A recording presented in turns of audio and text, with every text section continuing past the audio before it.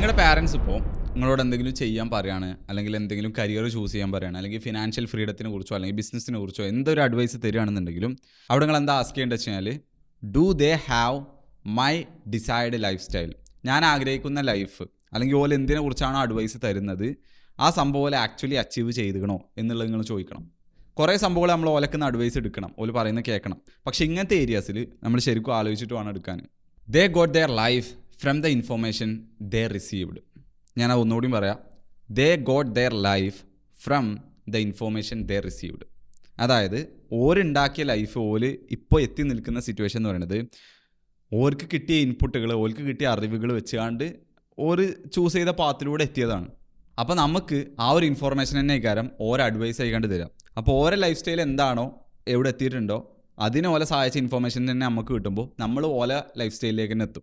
അത് അടിപൊളി ലൈഫ് സ്റ്റൈലാണ് അല്ലെങ്കിൽ ഗ്രേറ്റ് ആണെന്നുണ്ടെങ്കിൽ നമ്മളും ഗ്രേറ്റ് ആവും, അല്ല മിസറബിൾ ആണെന്നുണ്ടെങ്കിൽ നമ്മളും മിസറബിൾ ആവും.